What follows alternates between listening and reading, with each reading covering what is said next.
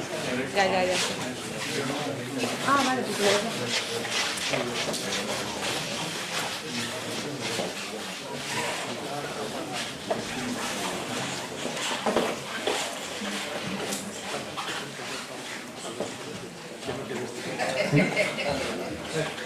Buenas tardes, bienvenido a un acto más de la Real Sociedad Económica Amigos del País, que para aquellos que no nos conozcan, pues ya tenemos 200 años, estamos al filo de empezar a cumplir los 200 años. En el 2016 celebraremos el bicentenario, y a lo largo de estos años siempre nos ha caracterizado, hemos intentado que nos identifiquen dos cosas: una, la libertad de opinión y la libertad de expresión y de convivencia y de tolerancia, con un fin principal que es nuestro lema Enseñando fomenta, en el sentido de que queremos tener el conocimiento, la información, los criterios para opinar libremente y poder fomentar el desarrollo de esta tierra. En este sentido, pues hace unas semanas pues salió en un debate, una tertulia de la económica, el tema del Consejo Consultivo, y evidentemente pues lo primero que sale es que cierren eso cuanto antes, que es un nido de rateros, ¿no? Y de políticos, un cementerio de elefantes y un sitio de inútiles que no hacen nada. Bueno, yo creo que eso es un poco lo que está en la calle. La mayoría es un sentir popular esta opinión, pero alguien que conocía algo más del Consejo pues nos dijo que merecía la pena que nos informásemos un poco más, que dentro de la económica pues había algunos socios que trabajaban o conocían de cerca el Consejo Consultivo, y que nos informásemos para tener un mejor criterio de lo que se hacía ahí y si tenía sentido o no tenía sentido su cierre, o realmente si estaba desarrollando una labor.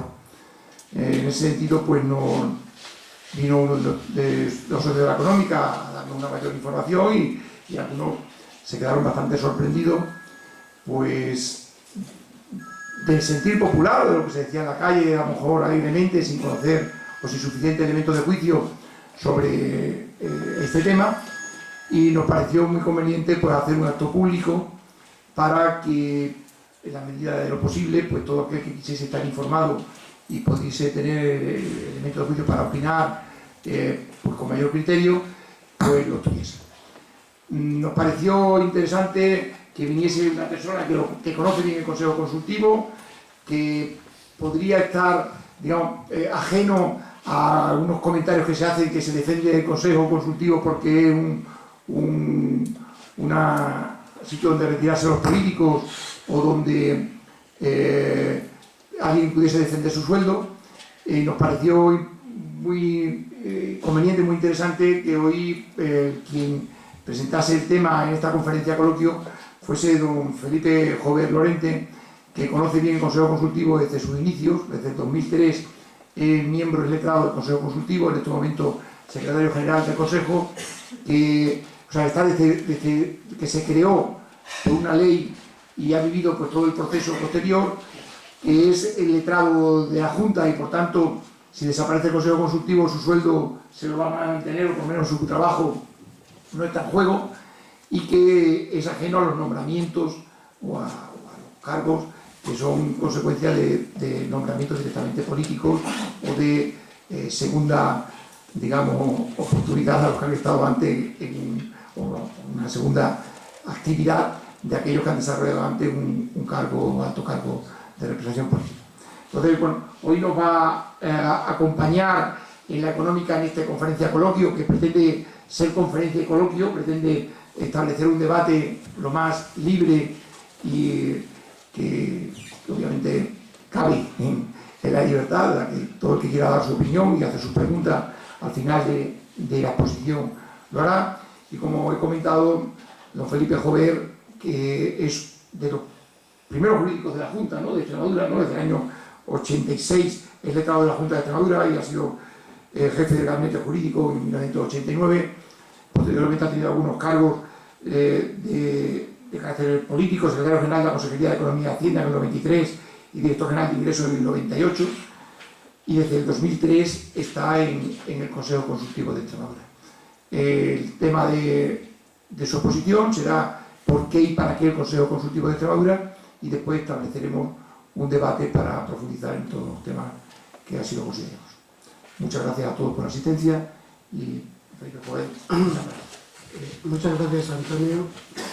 Ha sido una introducción particularmente interesante porque acota un poco la exposición que voy a hacer. Me pidieron 20 minutos, 25, y a esos 20-25 minutos he de ceñirme. Yo no voy a aclarar por qué o para qué del Consejo Consultivo, esos son ustedes, que ya son mayores de edad y deben ustedes estar perfectamente informados y formados. Yo sí les voy a dar información para que ustedes saquen sus propias conclusiones, que es lo que se debe hacer. Yo me represento a mí mismo, no vengo en representación del Consejo Consultivo, aquí no hay representaciones políticas, institucionales, me represento a mí mismo y, salvo llevar pues casi 13 años en el Consejo Consultivo, pues poco más puedo decir.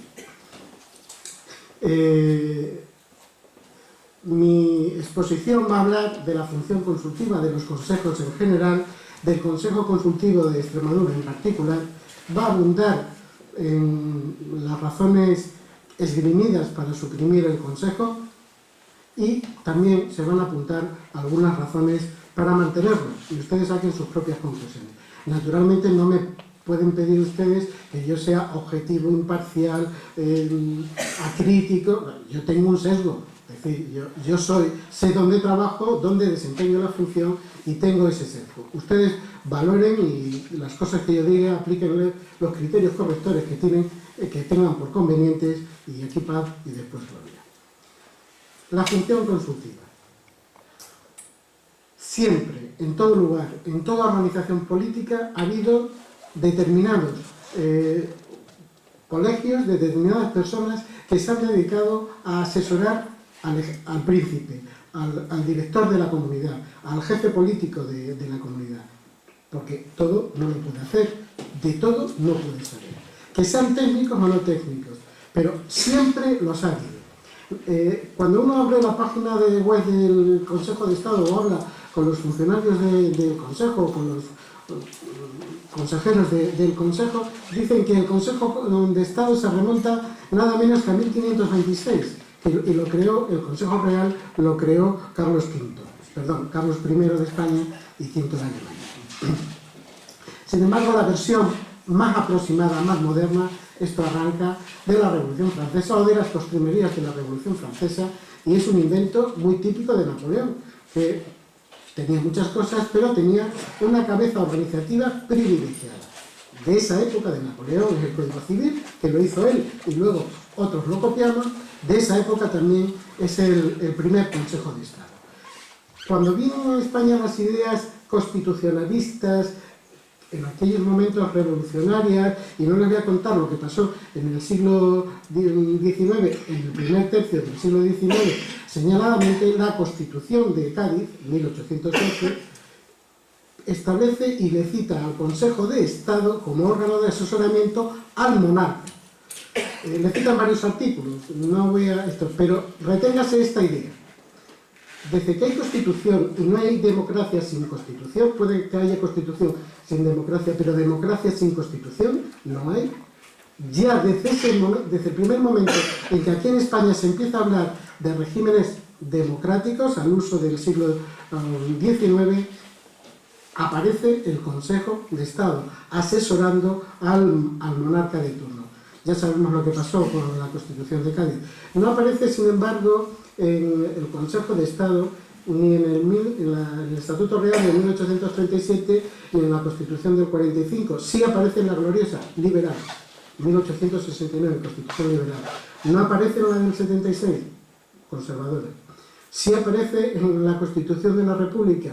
Sí aparece en las leyes fundamentales, en concreto en la Ley Orgánica del Estado, aunque en alguna otra se le menciona. Y llegamos a la Constitución. Y en la Constitución hay dos ideas que me gustaría recalcar. Una, que el artículo primero dice que España se constituye un Estado social, democrático y de derecho. el sometimiento, y luego recalca en varios artículos, en el artículo 9, en el artículo 103, el sometimiento de los poderes públicos y de la administración a la ley y al derecho. Para eso está el Consejo de Estado, para eso y para algunas otras cosas. Pero el Consejo de Estado en el ámbito estatal surge como elemento de control o de asesoramiento jurídico, y ya que asesoras, controlas jurídicamente, aunque sus dictámenes no sean vinculantes, pero tienen un peso extraordinario. De la capacidad técnica, de la altura intelectual profesional de los consejeros de Estado y de los letrados, pues poco puedo decir. Yo creo que en España el colectivo de letrados del Consejo de Estado es probablemente el primero. Probablemente sean las oposiciones jurídicas más complicadas de obtener, porque no solo hay que ser un experto jurídico, sino también tener una cultura histórica, filosófica, bastante amplia y acreditada. Ahí aparece en el artículo 107 de la Constitución el Consejo de Estado como órgano supremo consultivo del Gobierno. Está en el título del Gobierno de la Nación y se discutió si también podía prestar funciones de asesoramiento a las demás administraciones públicas o a los demás gobiernos. Esto fue resuelto por una sentencia, la 204 de 1992, que simplemente vino a sentar dos ideas. El Consejo de Estado puede intervenir en los asuntos de las comunidades autónomas, en las competencias típicas del Consejo de Estado, cuando los actos o disposiciones se adopten por las comunidades autónomas. Con una cautela, siempre y cuando no tengan órgano consultivo creado en esas comunidades autónomas, órgano consultivo a imagen y semejanza del Consejo de Estado. Esto es una simplificación académica de lo que dice la sentencia 204 del 92. También importante, y la he traído expresamente a la cita, es la sentencia 247 del 2007. Ahí es una sentencia muy posterior, pero que se dicta para resolver un problema que se había suscitado en relación con un artículo del Estatuto Valenciano, según el cual los valencianos tenían derecho al agua de no sé qué río. Creo que un río. Tenemos derecho al agua.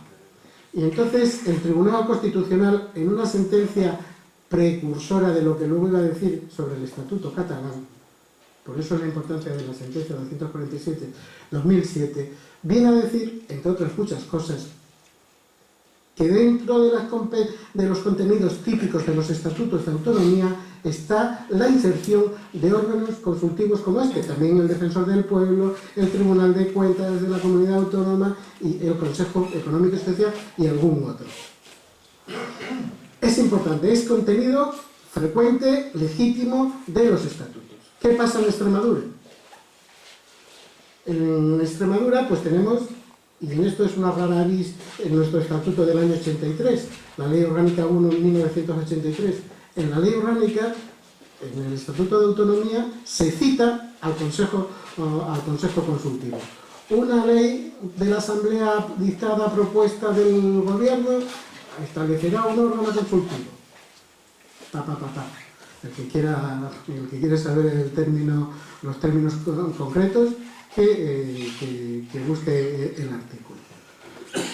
Aquí había sus límites, pero solo dos estatutos de esa primera jornada, de la primera jornada de estatutos, solo dos estatutos lo contemplan la figura de un órgano consultivo, el de Extremadura y el de Canarias. Luego, por ley, se empezaron a crear otros órganos, ya sin relevancia estatutaria. Se crearon porque se podían crear. Y el Tribunal Constitucional, en esa sentencia 204, dijo que esto también se podía hacer y que valían los dictámenes que hicieran de igual manera que si estuvieran en el estatuto, que si no estuvieran en el estatuto. Digo el valor de su producto, de los productos que elabore, de los dictámenes que elabore. No significa que esté en el estatuto o no esté en el estatuto sea irrelevante. Hay unanimidad en la doctrina que si está en el estatuto hay una garantía institucional, de modo y manera que solo por reforma estatutaria se puede cambiar. sobre todo cuando ya está creado, porque sí es verdad que se pueden establecer etapas, y fíjese, venía en el año 83 y hasta el año 2011, diciembre de 2011, no se crea. Se crea por la Ley 2001 de 14 de diciembre, pero no se pone en funcionamiento hasta febrero del 2013. Me interesa señalar que mientras tanto, en el año 99 también se modificó el estatuto y afectó al artículo del Consejo. Lo único que hace en la reforma del año 99 es cambiar la apelación a que una ley dictada por la Asamblea a propuesta del Gobierno, se quita la necesidad de que sea una propuesta del Gobierno. Todo lo demás del artículo queda igual. Pero en el año 99 también hay otra modificación legislativa importante. Se modifica la Ley de Procedimiento Administrativo Común, el artículo, la Ley 3092, y se introduce una disposición adicional 17ª, según la cual la función consultiva se podría hacer intramuros de la Administración. Los consejos son órganos separados de la Administración, no forman parte de la Junta. Esto es un error bastante común, es que vosotros la Junta, no, nosotros no somos la Junta, somos una institución separada de la Junta. Aunque no hay un reconocimiento expreso de la personalidad jurídica, tiene personalidad jurídica separada de la Administración, patrimonio, gestión separada, etcétera, etcétera. Un funcionamiento totalmente diferenciado del de la Administración.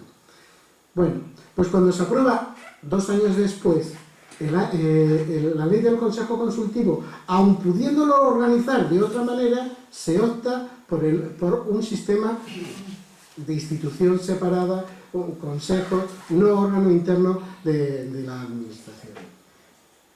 Y así están las cosas hasta que llegamos a los prolegómenos de la reforma estatutaria del año 2011. Primero por el presidente Ibarra y después por el presidente Fernández Vara, se forma una comisión de expertos en las que se trae a una serie de comillas, bueno, sin comillas, eminencias jurídicas, Muñoz Machado, entre ellos, abogados del Estado, y humildemente yo fui el secretario, con voz pero sin voto, en esa comisión. Allí se preparó un proyecto de estatuto que luego sirvió de guión para la reforma estatutaria. En los trabajos previos, y doy fe por ser secretario, y los secretarios suelen dar fe, de que allí nunca se cuestionó, en esa comisión de 14 personas del mundo del derecho y una del mundo de la economía, nunca, jamás se cuestionó la existencia del Consejo Consultivo en el formato típico de administración separada que conocemos y que se refleja en la Ley 16/2001. Nunca se cuestionó. Ni se cuestionó la tramitación parlamentaria. No se hizo... Prácticamente el texto propuesto por la Comisión de Expertos, con algunas modificaciones, se plasmó en la Ley 1, la Ley Orgánica 1/2011, de 28 de enero, que vuelve a recoger, esta vez, 4 veces la menciona al Estatuto. 4 veces. En el artículo 15, en el artículo 44, en el artículo 45 y en el artículo 65, apartado 3, con funciones diversas. Algunas funciones expresamente reconocidas. Se le dice qué sede va a tener Badajoz. Es la única... No voy a entrar en problemas de si Badajoz, Villafranca, Villanueva... es común, o bueno, es relativamente frecuente en otras comunidades autónomas que determinadas instituciones, entre ellas el Consejo Consultivo, no estén en la sede de la capital general, o sea, la capital política, gobierno y asamblea. En este caso Mérida, esto está en Badajoz, igual que se prevé que si se crea el personero del común esté en Plasencia, o el Consejo Económico y Social en Mérida y el Consejo de Cuentas en Cáceres, si no estoy confundido. Esto es bastante común. Castilla y León, sin ir más lejos, tiene un sistema de reparto institucional bastante parecido. O bastante similar. El Consejo Consultivo de Castilla y León está en Zamora. que según dicen los de Salamanca es la mejor provincia de Portugal, pero bueno, los zamoranos se mosquean un poco cuando oyen este tipo de broma cruel. Nunca se ha planteado. Voy a pasar ya a abundar en las razones para suprimirlo. Yo no tengo ninguna, pero vamos a ver lo que han dicho otras personas, o lo que se refleja en la exposición de motivos. Pero eso requiere una previa aclaración sobre el Consejo y los mitos. ¿Qué se dice del Consejo? Lo decía antes el presentador, Antonio. El Consejo es una pandilla, es un órgano donde se recogen a un cementerio de elefantes, otros han dicho de elegantes. Bueno, cada uno puede decir lo que estime oportuno y demás, donde no hacen nada. O es una puerta giratoria para gente que sale de la política porque queda descolgada de cargos y se le da uno pues para que tenga un buen pasar. No, tampoco es verdad. O por lo menos no es verdad en términos generales. Se ha hablado de que tiene que haber una uniformidad, una unificación legislativa y normativa, y eso solo lo responde, eso está en la exposición de motivos, solo lo atribuye el Consejo de Estado, que es el que constitucionalmente tiene la función. Ya hemos visto que conforme el máximo intérprete de la Constitución, las sentencias que he citado antes y otras muchas, eso no es del todo cierto, o realmente no es cierto. O que los recortes presupuestarios, abona la idea de hacer recortes y demás. Bueno, veremos a ver si esto es verdad o no es verdad. Puerta giratoria y politización del cargo. Este epígrafe que he puesto ahí, el Consejo y los mitos, ha habido 16 miembros del Consejo Consultivo. Están ahí expuestos. A los 3 primeros han sido, y además por el orden, los presidentes. He puesto primero a Clemente Checa, porque realmente Clemente Checa fue el primer presidente, es verdad que provisional, del Consejo Consultivo, hasta que se aprobó el proyecto de reglamento orgánico del Consejo. Clemente, aquí presente, estuvo presidiendo la institución. En sustituto, doña Rosa Elena Muñoz Blanco, y luego Clemente volvió a sustituir a doña Rosa. Y luego Pedro Tomás Nevado Batalla es el presidente, por así decir, comillas, reinante en la actualidad. Los 3 vienen del mundo de la universidad, los 3 son doctores en Derecho, los 3 son funcionarios universitarios.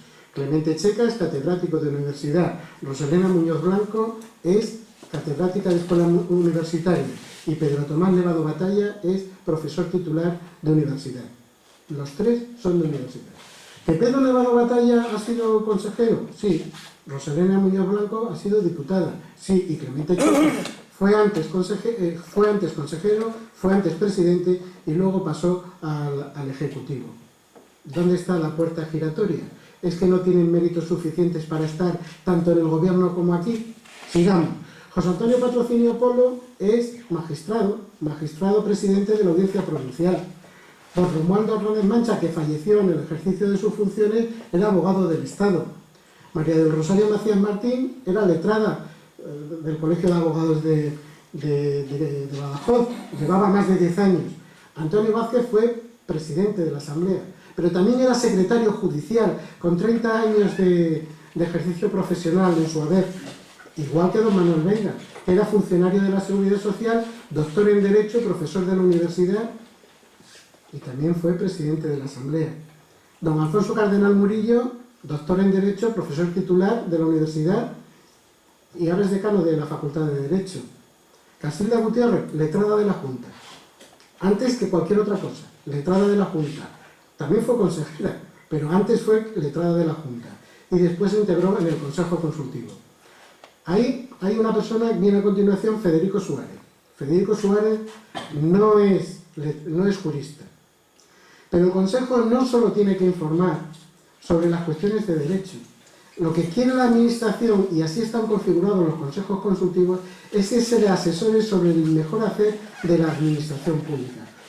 Que Federico Suárez sabía todo lo que pasaba en la administración pública y en la política, pocos que le conozcan, que se aproximen a él, pueden decir lo contrario. Por otra parte, y esto lo digo por conocimiento de causa, él nunca quiso ir de jurista, no lo era, lo reconoció el primer día, pero sus asuntos los despachó con toda normalidad. Cuando se fue y cesó, tenía en cartera 2 expedientes. Los actuales son Manuel Rodríguez Barrigón, bueno, los actuales no, Manuel Rodríguez Barrigón, que es profesor titular en CACES, en la Facultad de Derecho, profesor titular de Derecho Internacional. Juan Ignacio Barrero era abogado en ejercicio durante muchos años, fue presidente del Senado. Aplico el mismo criterio que a Federico Suárez. Andrés Heleno, secretario municipal con casi 30 años de servicios. Elena Manzano, doctora en Derecho, profesora de la Facultad. Y Marina Godoy, jurídica de la Junta de Extremadura. ¿Dónde está la puerta giratoria? Luego también se dice que hay politización. Esto, claro, como ha habido algún órgano, el Tribunal Constitucional, señaladamente, que aunque la gente votaba según se te asignaba una tendencia, pues el Consejo Consultivo también. Y aquí lo que pasa es que la experiencia, leí algún catedrático de matemáticas en la sala, creo recordar, pues el dato empírico demuestra lo contrario. En 13 años de existencia casi del Consejo Consultivo, no todos los dictámenes se han aprobado por unanimidad. No hay ni un solo voto particular. La habilidad de los sucesivos presidentes de encontrar fórmulas de consenso es, en este punto, proverbial.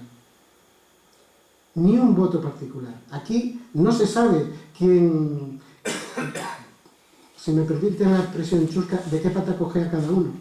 Voy a poner 2 ejemplos adicionales. Una de las primeras cosas que hemos hecho como Tribunal de Recursos Contractuales, una competencia nueva, ha sido anular y por unanimidad, bueno, lo ha hecho el Pleno, en el que yo participo, yo doy fe de que eso ha sido así, anular por unanimidad del Pleno del Consejo la adjudicación de un contrato de contenidos televisivos, un contrato de envergadura, más de 3 millones de euros, que en las postrimerías del anterior gobierno había adjudicado. Pues se ha anulado con toda tranquilidad. Si esto fuera un órgano político o que aquí estuviéramos teledirigidos, pues probablemente no hubiera habido tal unanimidad o probablemente no se hubiera podido aprobar esa resolución. Por unanimidad se aprobó un dictamen muy complicado, era muy fácil de hacer, pero muy complicado políticamente, que en el fondo yo creo que algunas cosas vienen de aquí. Un dictamen sobre si en la moción de censura el censurado podía hablar o no podía hablar, podía contradecir los argumentos del presentador de la censura. Se aprobó por unanimidad, aunque hay en el Consejo un miembro que, si hacemos caso al hoy, tendría el gorrillo frigio o de otra manera en el que pusiera PSOE. Bueno, pues ese señor también votó a favor del dictamen aquel en el que se decía que el presidente censurado podía hablar. Los ejemplos se podrían reconducir hasta el infinito. No voy a abundar más en ello. Por tanto, ni politización ni puerta giratoria. Quien está ahí, en términos generales, está por sus propios méritos y por su propia capacidad. Otra razón que se dice, y está en la exposición de motivos, y se ha dicho por autoridades representativas del gobierno de esta comunidad autónoma, es que el Consejo de Estado es el que se tiene que ocupar de la unificación o uniformidad normativa. Bueno, vale, imposible. Si atribuimos a las comunidades autónomas la capacidad de dictar normas legislativas diversas, hemos de asumir que no puede haber una unificación legislativa, salvo que volvamos a la época en la que había distintas comunidades autónomas del 143 y del 151 y que para las del 143 no era preceptivo ni exigible, salvo que quisieran, que hubiera órganos legislativos, órganos con capacidad de dictar leyes. La unificación normativa, la unificación legislativa jamás la va a poder hacer el Consejo de Estado. Ni siquiera con Extremadura, aunque Extremadura se apuntara al carro mañana. No lo puede hacer. Porque no es porque no tengan capacidad para saberlo, pero es que en el último año en toda España se aprobaron solo normas con rango legal, aproximadamente 269 normas con rango legal, en toda España, entre el Estado y las comunidades autónomas. Eso año tras año. Hay un cálculo del año 2003 de las normas vigentes que hay en España, son en torno a 250.000. Esto es imposible en términos generales, pero es en términos imposible que un órgano solo pudiera controlar todo este tipo de actividad. Aquí les pongo presupuestos del año 2014, porque hay alguna comunidad que no sabemos los datos. Les he puesto lo que cuesta este año el Consejo Consultivo, que es lo mismo que costaba el año pasado, lo mismo que costaba el año anterior. Llevamos algo así como 8 años con presupuestos estancados y me parece muy bien, congelados, me parece muy bien. Y al lado los dictámenes que hemos hecho. 418 el año pasado, este año ya estamos en 491. Es verdad que casi todos son de responsabilidad, pero ¿son todos de responsabilidad? No. Como un 80% son de responsabilidad. Pero mire, yo ahora mismo encima de mi mesa tengo un expediente que son 2 millones de euros. No me faltará al secreto de mi cargo decir que es una reclamación que plantea el Colegio de Abogados, el Colegio de Médicos de Badajoz, porque una ley de la comunidad autónoma derogó la obligación de colegiación obligatoria para los funcionarios públicos de la comunidad autónoma. El Tribunal Constitucional dijo que eso solo lo podía hacer el Estado y declaró inconstitucional la norma autonómica. La verdad es que no dijo que fuera obligatorio la colegiación, dijo que eso no lo podía declarar una ley de la comunidad autónoma. Esto ha supuesto una reclamación de responsabilidad patrimonial de 2 millones de euros. Es verdad que tenemos otras muchas de 500 euros, 200 euros y demás, pero aún así, en estos casos, también merece la pena contar con el Consejo. Miren, cuando el Consejo empezó a actuar en materia educativa, todo lo que pasaba dentro de los niños, un niño se caía, se rompía las gafas, teóricamente, los expedientes de responsabilidad, la administración tenía que indemnizar. No, esto es un riesgo ordinario de la vida. Salvo que el patio sea un pedregal, entonces sí, si es una cosa normal, la administración no es la aseguradora universal. También propusimos que se cambiara la normativa sobre las indemnizaciones por la ley de caza, el atropello de especies cinegéticas que te producen una cierta anomalía en el vehículo con el que lo atropellas. Bueno, pues generalmente la teoría de la sala, de lo contencioso administrativo, es que había que indemnizar. Propusimos, y el gobierno así lo hizo, que se cambiara la normativa y ya no se responde casi nunca. O en contadas ocasiones. Hombre, esto es un ahorro. ¿Cuánto cuesta? ¿Cuánto estamos ahorrando en términos?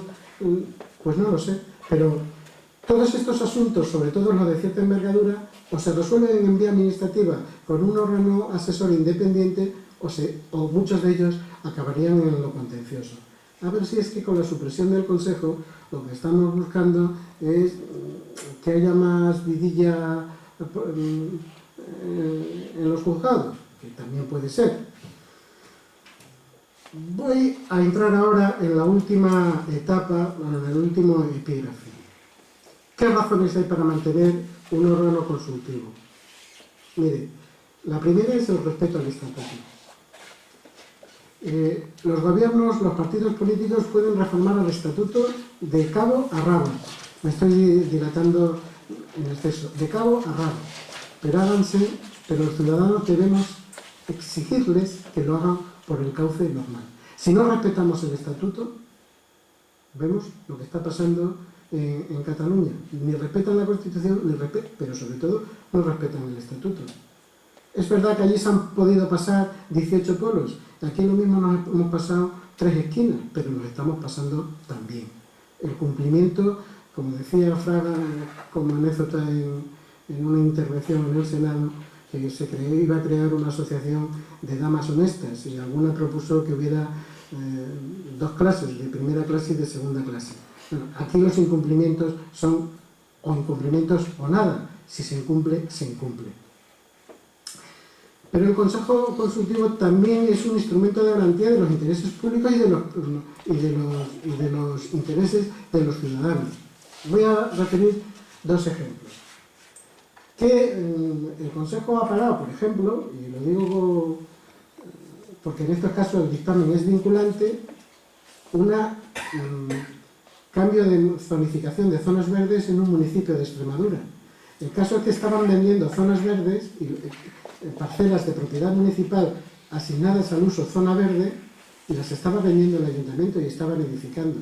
Y como se dieron cuenta que eso, pues hombre, pues estaba en el antedespacho del Ministerio Fiscal, por decirlo en términos suaves, pues intentaron hacer una modificación y el Consejo dijo que no, que a hechos consumados pues ya no entraba. Separó la supresión de una zona verde. Lo pongo porque estas son también competencias, este ejemplo lo pongo porque también son competencias. Hubo otra zona verde que se quería hacer, poner la zona verde en lo alto de un baluarte que existía en determinada población de Extremadura, que no voy a citar su nombre. Se trasladaba de una zona baja y se llevaba a los altos de uno o varios baluartes. O otro asunto, de todo por ser zonas verdes, que está bien, que quitaban la zona verde en la mitad del pueblo, enfrente del grupo escolar del pueblo, y lo trasladaban a los aledaños del cementerio, porque era una zona de esparcimiento y descanso. El Consejo dijo, sí, hombre, de descanso eterno, ya lo sabemos, ¿no? No gustó mucho el calificativo, ¿no?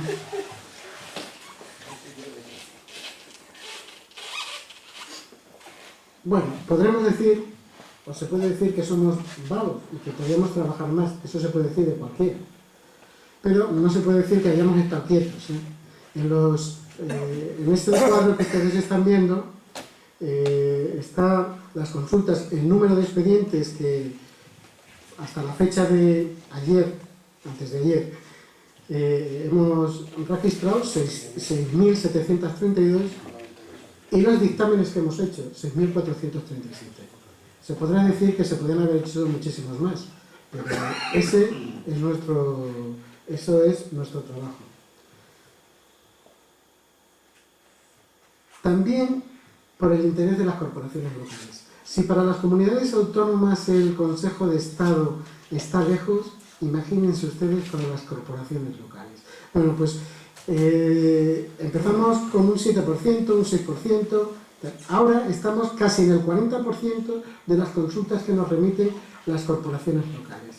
Por cierto, a coste cero. A coste cero. Nosotros no cobramos, o sea, como es normal. Si todo esto lo tuvieran que sufragar las corporaciones locales, ¿cuánto les costaría? Voy a poner un ejemplo y Emilio Lorido, que está aquí presente en la sala, que no se me enfade, no se enfade conmigo. De la cuestión del partido de concitadores, que es un tema recurrente en este municipio de Badajoz, hemos hecho 3 dictámenes. Si este dictamen hubiera tenido que remitirse al Consejo de Estado, pues desde luego no lo hubieran hecho, vamos a ser generosos, en el mes y medio que cada uno de ellos nos ha costado al Consejo Consultivo. Fijo, porque lo hemos preguntado, serían 6 meses. ¿Por qué digo 6 meses? Porque la única comunidad autónoma que no tiene consejos consultivos es Cantabria. Y hemos preguntado a la Administración de Cantabria cuánto suele tardar el Consejo de Estado en despachar sus peticiones de dictamen. Nos han dicho, verbalmente, naturalmente, 6 meses. Claro que el Consejo de Estado es, por cierto, muy exquisito. Como te falte la póliza, te devuelven el expediente y completa la póliza y mándalo otra vez. Aquí somos más manga ancha. Solemos decir, falta esto, complétalo y mándalo cuando lo tengas. Y aquí te estamos esperando con el expediente. Bueno, de la supresión del Consejo, si se lleva a cabo, se va a resentir mucha parte de la Administración, pero fundamentalmente las corporaciones locales. Por otra parte, ahora hay una línea, termino, hay una línea en la que funcionan mucho los organismos independientes o los órganos resolutorios de recursos independientes. ¿Por qué? Porque la justicia es muy lenta. Por ejemplo, hay directivas comunitarias que han visto que en todos los países la justicia es lentísima y entonces en materia de contratos eso, una justicia lenta, es una máxima injusticia. Entonces han empezado a exigir por normativas comunitarias la creación de órganos independientes dentro de la administración. A esto responde el Tribunal de Recursos Contractuales, que la Ley de Función Pública de Extremadura ha atribuido al Consejo Consultivo. También hay otros órganos que deben atribuirse a órganos independientes y que están previstos ya en leyes. La Ley de Transparencia y Buen Gobierno del Estado o la Ley de Gobierno Abierto de la Comunidad Autónoma. Prevé que en materia de información se establezcan recursos para que atiendan a los ciudadanos cuando no encuentran satisfacción en la administración. Y eso lo tienen que atribuir a un órgano independiente. O, y esto ya es tradición, incluso para mí, fijación, las reclamaciones económicas administrativas. Es principio tributario que las vías de gestión y reclamación tienen que estar separadas. Y podría ser que a un órgano similar, independiente, como nosotros, sin repugnar a su naturaleza histórica, pudiera ser atribuido. Se me ha olvidado decir que muchos de estos órganos, o lo digo ahora, muchos de estos órganos han de crearse y eso supondrá un coste económico. Estoy convencido, y esto es una petición de principios, ciertamente, porque como no están ni en cartel, ni en memoria económica, ni nada por el estilo, que la creación de este tipo de órganos supondría bastante más de lo que puede costar el Consejo Consultivo. Muchas gracias.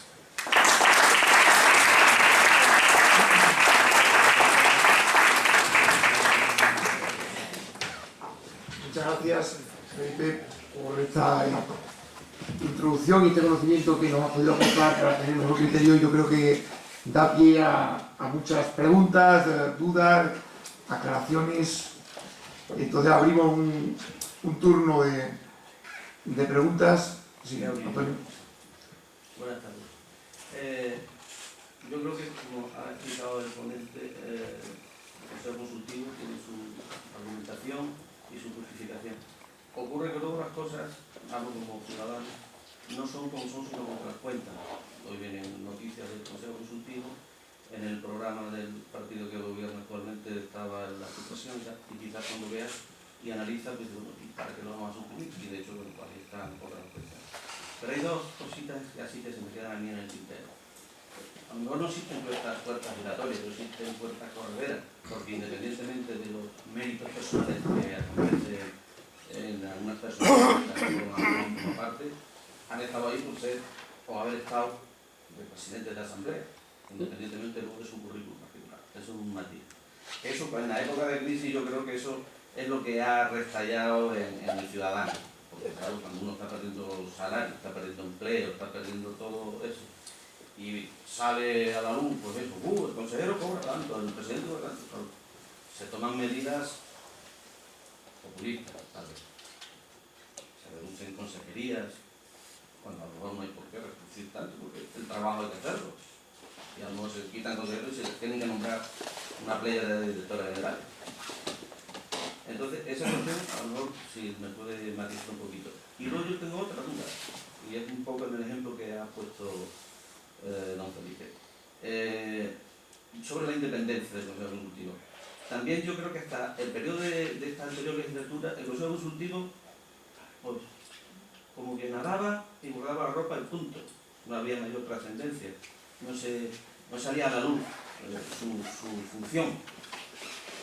Sin embargo, en ese ejemplo que ha puesto, pues parece que esa independencia le lleva a su ausencia, porque de golpe y porrazo, ante un debate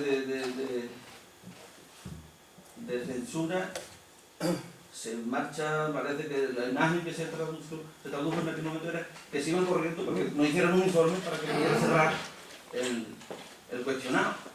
Entonces, y se tuvo ese informe. Y lo que se hace contra un reglamento de la Asamblea, que en teoría es quien de donde emanan las leyes. Entonces eso me chocó. Y luego, y quizás no me estoy extendiendo mucho, quién nombra al presidente del Consejo y quién puede cesarlo, si es que se le puede cesar. Antonio, nos conocemos desde hace demasiados años, como para que ahora, aunque sea esta sala, esto me llames de tú, que te he visto en baño. Vamos a ver. El presidente, conforme a la normativa actual, el presidente lo elige el propio Consejo, de entre los consejeros, que sean juristas. La Asamblea elige a 3 y el Gobierno designa a 2. De esos 5 hay una votación y se elige al presidente. Se le propone al presidente de la comunidad autónoma para que dicte resolución nombrándole. Y así se ha hecho en el pasado. La ley del Consejo, porque esto tiene que ser un órgano independiente y si te pueden cesar, remover y todo esto, pues ya te pueden decir, bueno, tú digas lo que quieras, pero como no digas lo que yo quiera, te ceso. Para eso se establece un periodo de 5 años en los que no puede ser removido, salvo causas legalmente establecidas. La libre discrecionalidad del gobierno de turno no permite ese tipo de actuaciones, entre otras cosas porque el gobierno no nombra al presidente, lo nombra el propio Consejo y lo propone el propio Consejo y lo nombra no el presidente de la Junta, el presidente de la comunidad autónoma, que es el mismo, pero no es el mismo cargo, son 2 en 1. Sí que es verdad que quizás la ley mereciera un repaso, un intenso repaso. Venimos del año 2001 y ha caído, bueno, quizás no tanta agua, pero ha llovido mucho y han pasado muchas cosas en estos tiempos. Quizás lo de la incorporación directa de los miembros de los altos cargos de presidentes de la Junta, presidentes de la Asamblea, también presidentes del Tribunal Superior de Justicia o del Tribunal Supremo, no sé, que también están, pues quizás habría que reformarlo. Es una opinión, es una opinión, porque lo que he dicho, que los 3 miembros que ahora han ocupado este turno, pues han sido juristas de reconocido prestigio y que podrían perfectamente haber sido designados. En otros casos, como el que he citado de Federico Suárez, pues no era jurista. Creo que en este punto sí se tendría que haber reformado la ley. Y sobre la cuestión de la moción de censura, cuando el Gobierno nos ha requerido de urgencia o de extrema urgencia tales o cuales asuntos, el Consejo siempre ha relacionado con el anterior Gobierno, con el anterior al anterior y toda la vida. Si había que despachar las cosas en una semana, el Pleno se reunía en una semana y lo despachaba. Pero eso está en la ley. El Gobierno puede requerir el dictamen por extrema urgencia. Y justificaba por qué necesitaba la urgencia. La ley de presupuestos que acabamos de despachar, la hemos despachado en 20 días, cuando el plazo de urgencia son 15. Porque había interés expresado por el Gobierno en uso de sus prerrogativas de que tendríamos que intentar hacer un esfuerzo para que se pudieran tramitar correctamente los presupuestos que tienen que estar aprobados antes del 31 de diciembre. No fue algo novedoso en la vida del Consejo. ¿Bien? Lo que opine la gente y demás. El Consejo no ha tenido deliberadamente política de comunicación. El Consejo ha considerado que su actividad es para las administraciones públicas y no dice nada de lo que hay ahí. Excepcionalmente se cuelgan algunos dictámenes significativos, pero bueno, se cuelgan todos. A los 3 o 4 meses tenemos un decalaje. A los 3 o 4 meses se cuelgan en la página web, en el buscador de dictámenes, todos los dictámenes del Consejo. Esa es nuestra función. Pero nosotros no hacemos, hay otros órganos que aprueban un dictamen, quizás porque aprueben 1 o 2 al cabo del año, que se reúnen en el Pleno y citan a la prensa para decir que acaban de dictaminar una cosa. Nosotros no lo hacemos. Estaremos todos los días, todos los jueves, señor maestro, ahí enseñando las cosas que aprobamos y las cosas que no aprobamos. No hemos tenido política de comunicación deliberadamente. Somos un órgano que debes trabajar con discreción, y así lo hemos hecho. Creo que te he contestado las 3 cuestiones que tú me has planteado. Exactamente. Gracias.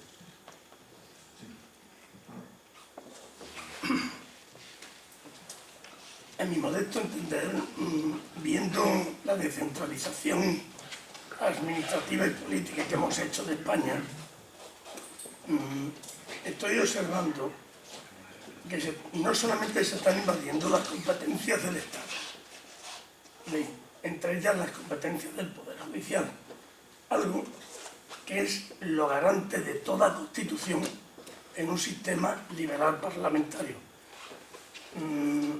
Toda institución que nazca del concepto de la independencia del poder jurídico tiene que